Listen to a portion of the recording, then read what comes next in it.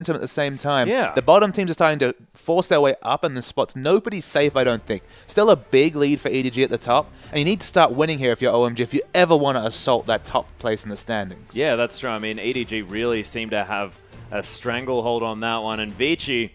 Mid lane bans are plenty. Yeah, I have to think that Cool needs some attention here. Of course, it's not like Barker, though, in our previous series. Cool can play almost everything, but you let him get Ari and LeBlanc, he's going to take over a game. A lot of respect shown to Dandy. You know, we've seen him faceplant the wall jumps quite a lot, but he creates a lot of pressure on that jungle Nidalee, and Loveling likes to play it as well. They must respect, they expect the first pick jungle Nidalee coming through, so they ban it away.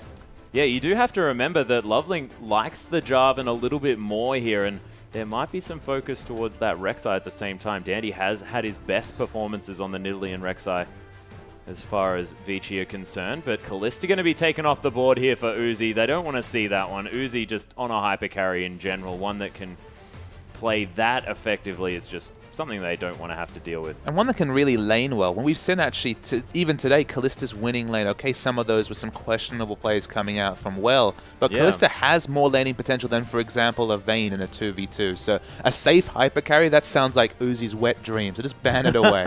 Yeah, get rid of it. Rek'Sai, of course, going to be considered here by Vici. They're not going to insta-lock it, but I would be very surprised if they take anything other than this champion at this stage, because... Lissandra also available, Well, though. actually, that's a very good point, and Hatong can take that one away if he wants to. Going now has an opportunity to go for that one, or Cool, if they want to place that one into the mid lane, and you have to think that if Vici let that Lissandra around for the next round of picks, then things could go very badly here for OMG. But seems like a reactive pick coming out from Gogoing. They're considering picking up the Lulu. You think they just don't want the Unburrow into Wild Growth combo. Yeah. It's a blocker pick, but they're missing out on Lissandra. I feel like Lissandra has fallen through quite a lot in terms of priority today, despite seeing no changes. Hell, it's still patch 5.2. No one's seen any changes as far as the LPL is concerned. You can see the Vega bans coming through, but Lissandra is going to make it to the third round of picks. Yeah, potentially. I mean, Hatong, Lissandra's in his match history.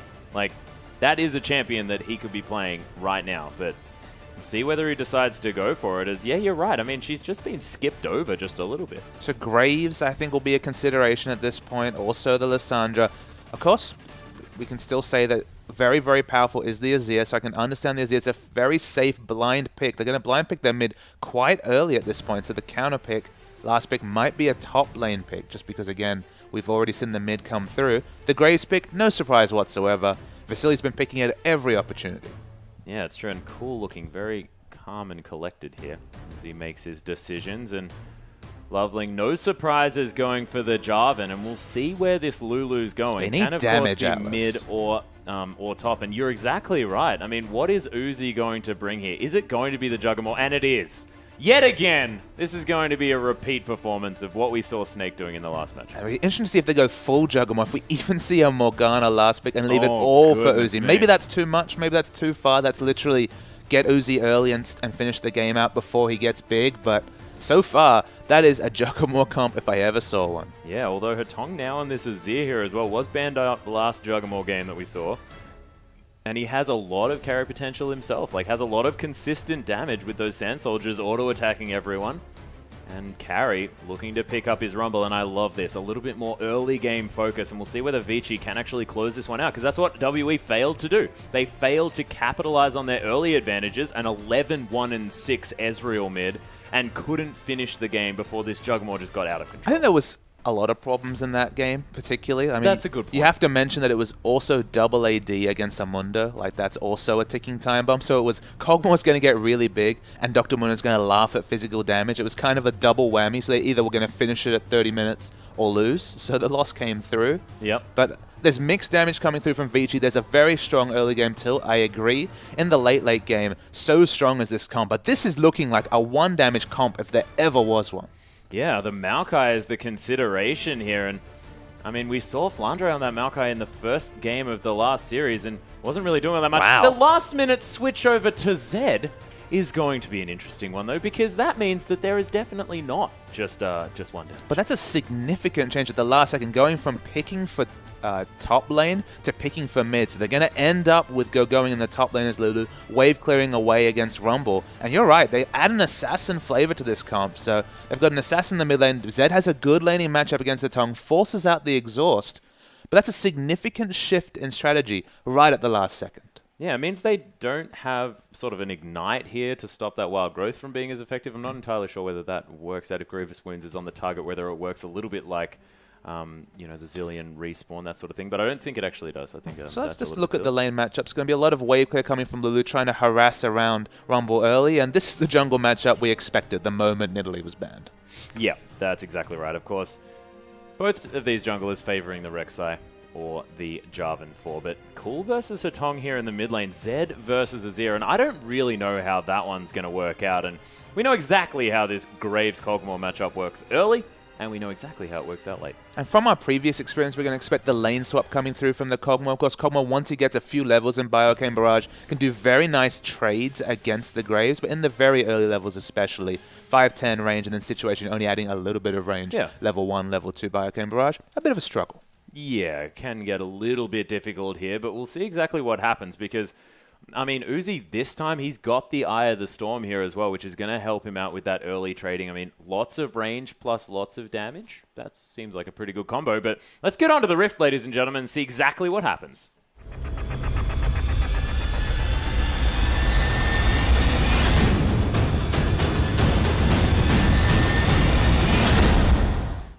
And here we are, ladies and gentlemen, with Vici taking on OMG.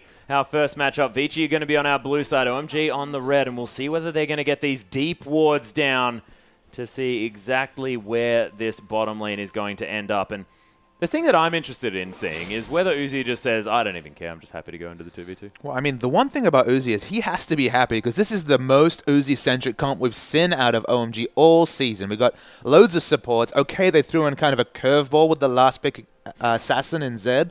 But I like the Zed pick because it has a good laning matchup against the Tongue. It's forced him to pick up Exhaust, so he's had to go for the defensive summoner.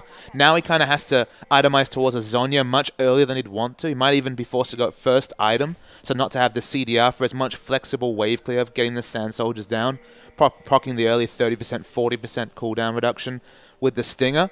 And just as a further point, there's not really a clear split push person to deal with this Zed split push in the mid game. Rumble, he's going to itemize towards the Zhonya's eventually, but not going to rush it.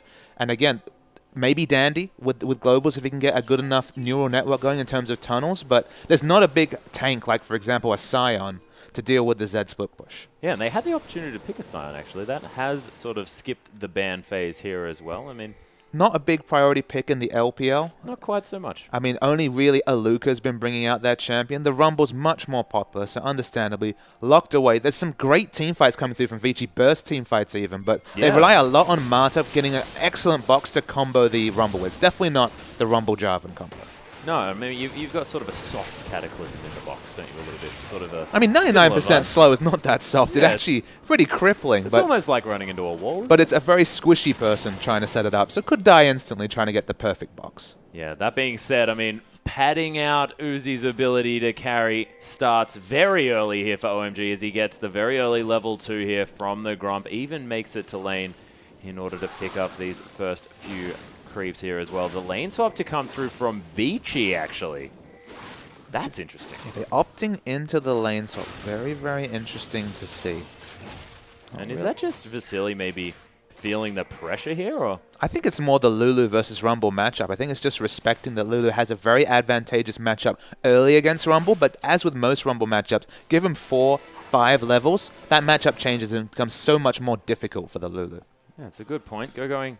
Trying to hang around and pick up some of this farm. The fast push actually happening. Going to mean that Carry's going to teleport here to the bottom side, try and pick up mostly the experience here, as of course farming under tower, not exactly Rumble's favorite thing to do in the world. Absolutely not without a few levels. And again, draws out the flash, so very aggressive pushing does get the reaction. I thought Loveling might try and path bottom to look for a very early turret dive, but low in the jungle, of course, we have to remember, on these patch 5 jungles, just that much more difficult to have the healthy ganking times. Yeah, thankfully this isn't the Jarvan that's lost the armor on his standard here as well, as Carry going to be able to defend this turret out. Cool taking a lot of harassment here early, as you would expect. These Sand Soldiers just able to completely outrange Cool. But he's actually used all 3 potions 3 minutes into the laning phase. There's a lot of harass, and there's literally, what, 450 health worth of potions being popped 3 minutes into the game.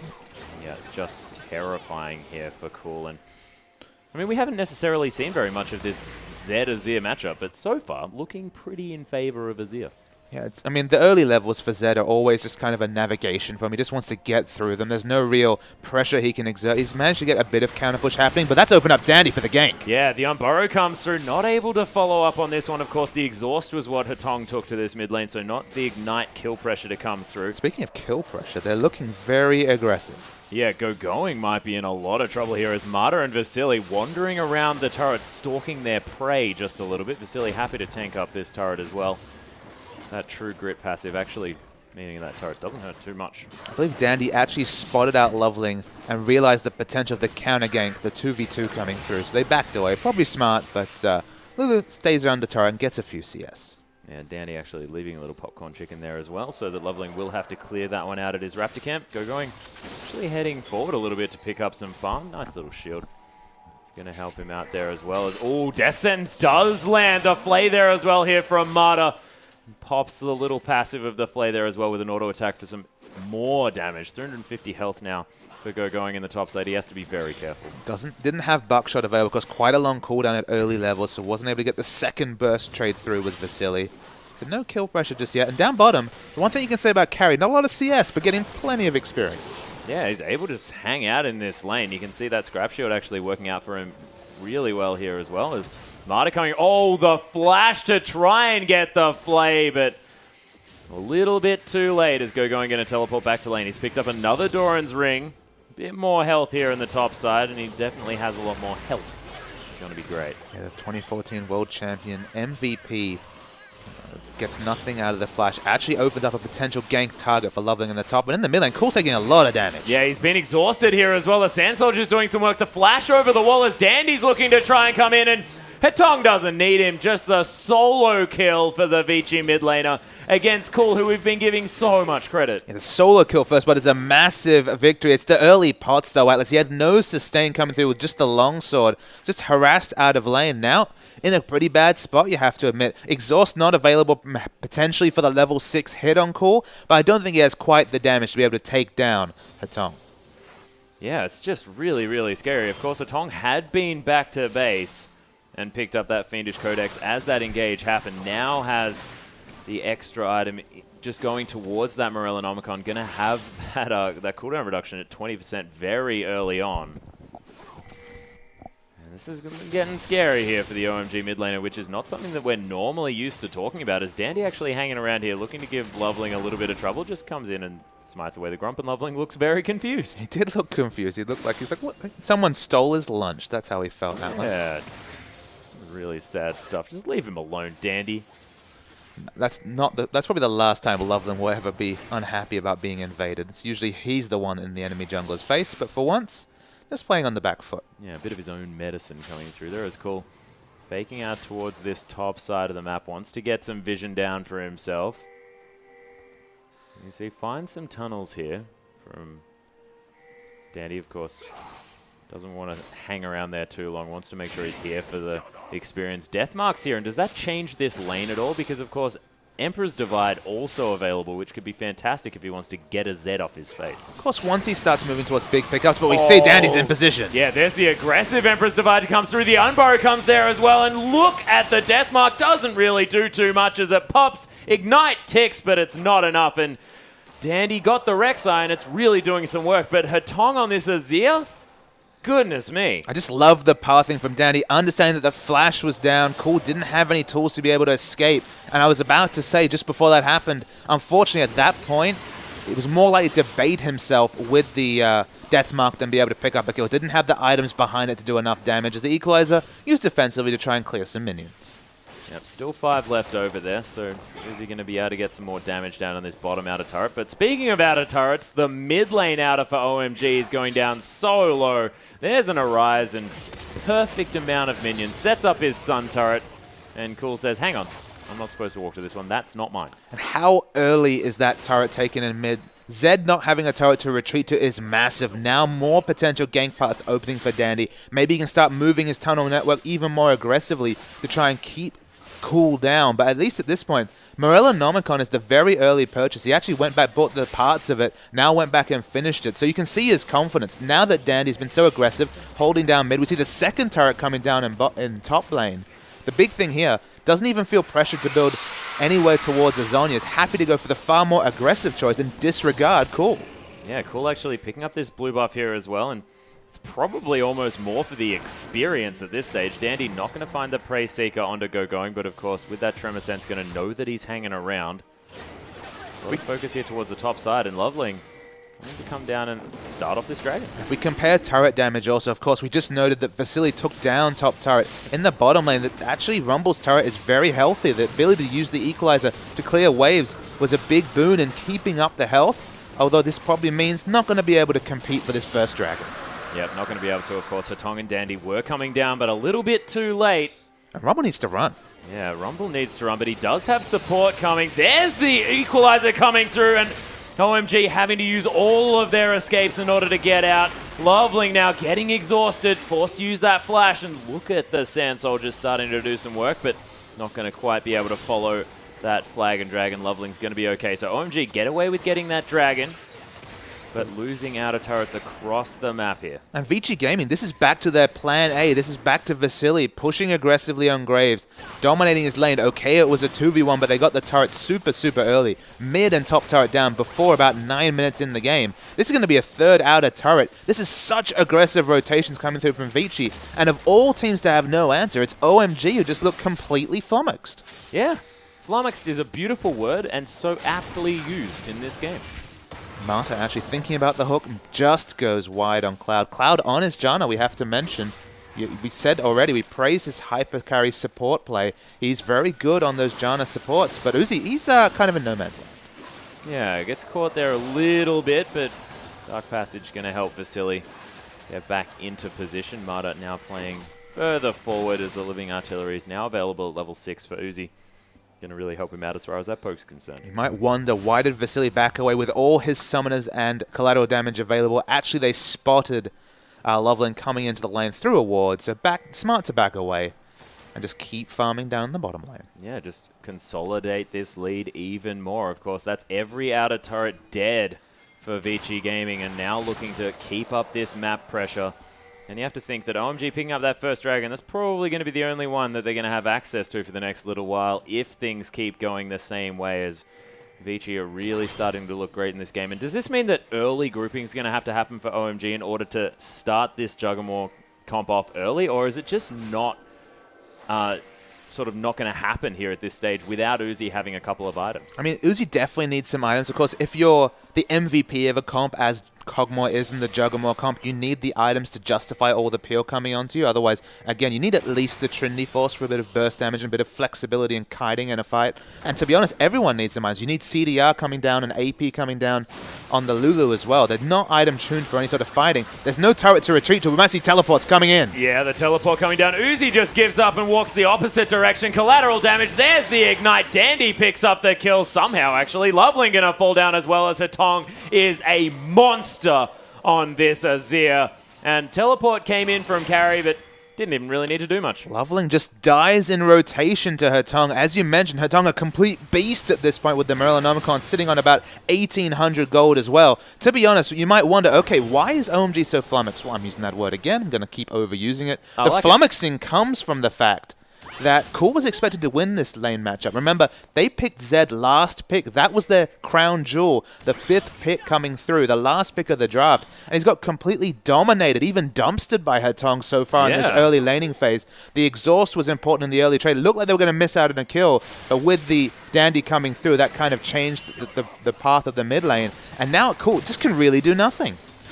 Yeah, and I mean, a Zed that's been kept down this well is, like you mentioned, just not really able to make very much of an impact at all. OMG sort of forced to be dictated to, and we've seen OMGs when they look good are the ones controlling the map. They're the ones controlling the flow of the game. This game has looked very much the opposite of that. Absolutely. The problem with the Juggernaut, again, you need so many variables before you're ready to group, and it's going to take so long to do that. And you can see with the aggressive wards that have already come through that they're going to have to fight for their own red and blue buffs, let alone any turrets on the map. The two turrets, it's very misleading. They're both sun turrets, so no massive objectives coming through for OMG yet. And they're just forced to early grouping because, you know, just left to their devices with no turrets to retreat to. There's so few safe places to farm. As Cool's caught again. Yeah, he's caught in the mid lane. There's the Emperor's Divide to come through. He's not been ignited. Of course, no opportunity for that one. Deathmark dodges out a little bit, but it's a matter of time before Hatong gets the kill. Yeah, the 4-man, 3-man group in top. Going to do some aggressive pushing. We might even see the Equalizer come through to clear the wave. It will. And the counter push is on, and Loveling's in trouble. Death Sentence doesn't land, but neither does the Flag and Drag as Loveling tries to create some distance using that Chilling Smite. There's the play as Loveling actually Cataclysms just for fun. Didn't have Flash, didn't have Flag and Drag. Look, to be honest, though, Loveling dying is much better than, say, an inner turret going down. They're finally getting towards the inner turret. They're not 4-man group. Vici, importantly, is not there, and he has a lot of flat AD, but they're going to do a lot of damage to this turret. OMG's slow to react. It's going to go down. 4 turrets to 1 now, the turret score. Yeah, but look at the wave that Vasili's prepared earlier here as well, crashing into that inner turret in the bottom lane, and that just opens up the rest of the jungle of OMG. This blue buff definitely going to go down here for Vici. Yeah, Carry doesn't have teleport or equalizer, really wants to ping level 11 before he starts grouping, but the blue buff, as you mentioned, going to be stolen. Unfortunately, the big minion wave, not enough to prompt another inner turret, but it feels like Vici just piling on advantages. And look, we learned from the last game, this game goes very long, 40 minutes. Absolutely, Juggernaut is going to look wonderful, but it's going to be a lot closer to 30, 35 minutes than 25 minutes at this one. And Cool, he's caught again. Yeah, Cool, again doing a little bit of what Uzi was all about, and heading towards the enemy turret.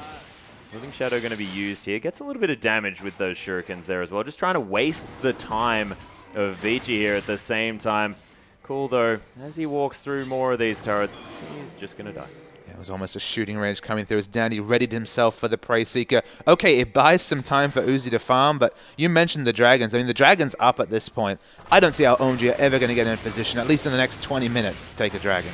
Yeah, it's not happening. 7-0 is the kill score. 6,000 gold at 15 minutes into the game. Vici just looking brilliant against OMG at this stage. And might it be just OMG not quite picking to their strengths here? And I mean, I personally haven't seen Cool Zed for quite some time, and I'm just not entirely sure it's working. I mean, kind of what I would say is that OMG, they're about carry solo laners. You know, we remember the rises of back at Worlds. We remember, of course, Cool's Ahri. I mean, he's on a carry champion. He's on the Zed, so that was the last pick that kind of threw a wrench in this team comp and is costing them at the moment 0-4 and 0. But I mean, just saying the words OMG running the Juggernaut is a surprise. That's not the team they're used to. That's kind of what throwing Uzi into the works does for them, because we'd never expect the Juggernaut if San was in the lineup, but it makes a bit more sense. If Starhorn Royal Club still had Uzi and running the Juggernaut, you'd be like, of course that's the strategy they take away from the GE Tigers. It doesn't seem to fit OMG, and they're just kind of at odds trying to work out what to do this game, but 6,000 gold, almost 7,000 gold behind. Their options are kind of minimal unless they can really extend this game. If Vici go for kills and go on a merry dance against a 0-4 Cool, maybe they'll be all right. But if they just start pushing turrets, there's no answer from OMG. Yeah, Void Rush here onto the bottom side. Preyseeker finds Cool. There's the Emperor's Divide onto Loveling here, and Cool might just incidentally die. There's the death mark, but it does just seem to give Dandy an ability to maneuver Cool into his team. I mean, Hatong, this is the first assassin Azir I've seen so far. He's the true assassin in this mid lane, deleting either Loveland or Cool or whoever he finds as he rotates through the jungle. And there's nowhere safe on the map. To be honest, Vici are absolutely doing the OMG stranglehold and taking everything away from an enemy team that OMG were known for in 2013 and beyond. Yeah, and look at Carry's damage here with that Equalizer. Cloud actually taking half of his health, and Uzi not doing too much better. And that wasn't exactly perfectly placed there as well. I mean, only a couple of seconds sitting on that, and that ultimate's really starting to do work, especially now that Carry's hit that level 11 mark, like you mentioned. And the items have come through the double magic penetration. So as you mentioned, the Equalizer doing a lot of damage, but the items have also come through for Going. Close to 40% CDR. He's ready to start grouping. He's got enough mana regen and cooldown reduction to be very useful for this Cogmore. Uzi's got his first big item. Maybe the Berserker's Greaves would be nice, but sitting on the Trinity Force, it's only really Cool that's completely struggling for items. OMG will get stronger. Again, Vici need to take every advantage they can get. The most important factor for them is they need to break the base. Yeah, they very much do. And I mean, I guess Cool able to relegate himself to split pushing here at the same time. Doesn't really matter that he's so far behind 0-5-0 at this stage. I mean, he's going to be worth less and less gold, and that could be important, but he can also easily clear out a wave, and you can just as easily split push and be a minute. At this point, split pushing, almost target dummy, almost zombie pushing is probably fine because it buys time. If the enemy wastes time killing Cool, they're not finishing the game. They're not necessarily taking turrets. They need to rotate from these kills, from this now 0-6-0, effectively a caster minion Zed, and need to push down these turrets. That's the big point. But does Sun Turret going to fall down there in the mid lane, and exactly like you mentioned, Vici able to take down this inner turret in the bottom lane. The last inner still standing is in that top side. 8,000 gold now, the lead at 19 minutes into the game. You have to think it's starting to look like a ridiculous level stomp here from Vici Gaming, of all teams, against OMG, who I admit sort of I thought that OMG were playing a little bit interestingly last week with their matchup against EDG, but it seems to have carried through. I mean, look, Cool on TF, the comp they ran in Game 1 was intelligent and they outplayed EDG, but we're talking about Uzi back in the lineup. The Juggernaut doesn't seem to suit OMG. They fell so far behind in the mid lane that the comp is kind of irrelevant, even though it's a good laning matchup for Zed against Azir. When you're 2-0 down, 4 minutes into the game, all kind of matchups kind of fall out the window. And Vici have just rotated so well. The key factor, though, is they haven't broken any turrets recently. They haven't been able to get a lot more of an advantage. The Baron maybe is even a realistic consideration, despite the fact that it just spawned. Because, again, this game is not necessarily on a timer, given how far ahead they are and how weak and trivial Cool is at the moment. Yeah. But eventually the Juggernaut is going to come into full swing, and it's going to be difficult if they haven't broke the base to ever push down and take down an inhibitor without a strong pick. Yeah, Uzi now almost has his Phantom Dancer completed. We're starting to do some work here on this Kog'Maw, and you have to think when it gets to super late game, items don't make a difference. It will probably be the Kog'Maw comp that does come out ahead, especially in the hands of Uzi here, who has been relied on to solo carry games in the past. And that's why Cool just walking down the lane, pushing as much as he can, wasting time if he's ever caught out is fine because he's causing pressure. Oh, look, at minimum, he's causing a distraction. Yeah, well, that's the thing.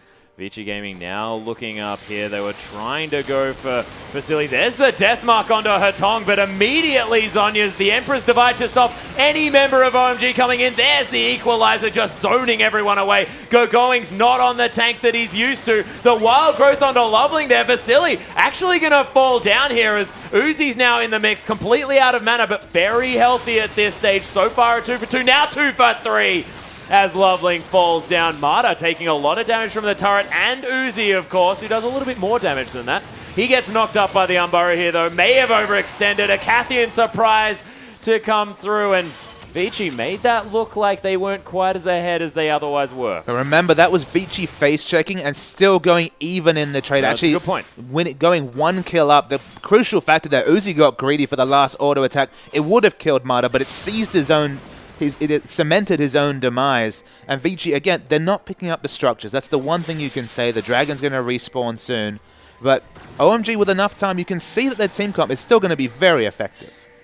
Yeah, Cool. Able to slow down Dandy just a little bit as he tunnels through to try and pick him up, but not going to find it. Going's hanging around here as well as Cool, just going to back away. Loveling going to find Dandy. Gets slowed down a little bit by Cloud here as well, and he's just more than happy to chill out and try and contest for this wolf throughout a Prey Seeker or two and let Marta turn up. And look at this Rek'Sai. He's just so tanky at this stage. Has the Randuin's, actually has a pickaxe in his back pocket as well.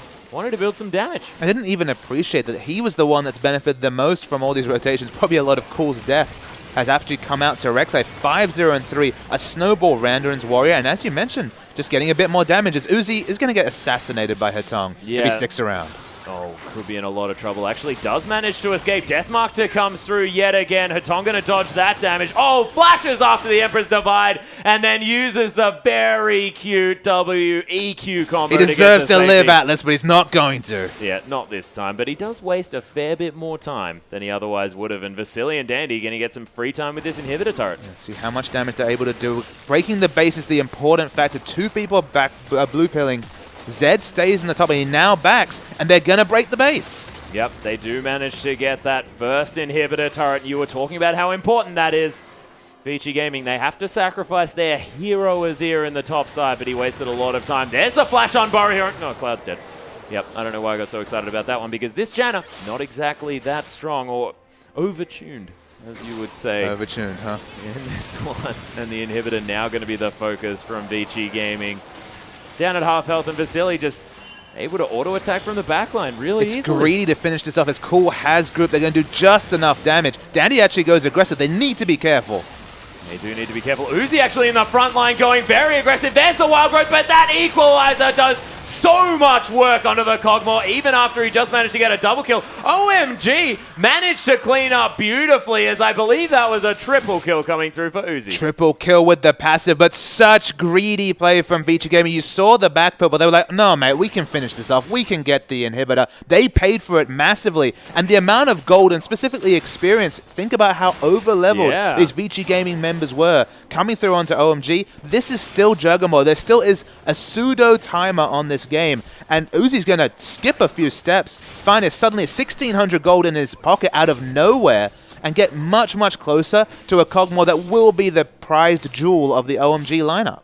And I like this as well. He had the money to pick up that BF sword. He's grabbed it, put off that static shiv for just a little while, but that means that Avarice Blade can continue to do work, get him towards his items a little bit faster. Dandy, no fear at all of anyone on this map whatsoever.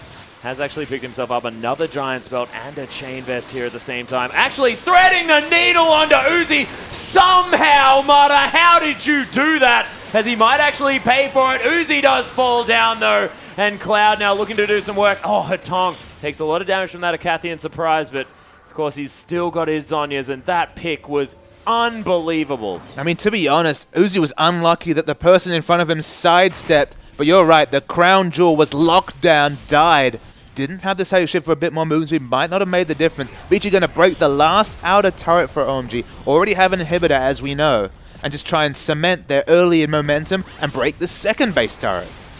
Yeah, they do have that first inhibitor down, as we mentioned earlier on, and Vici, they're going to lose all of their minions, but look at this inhibitor turret just get destroyed. Loveling cataclysms his way in. There's the equalizer, just using that combo like it was their own Jarvan. Really beautiful play from Vici, and Loveling just going to fall down for free. The flash hook doesn't find anyone here as the... Jesus. Oh my god, these auto attacks from Hatong are destroying.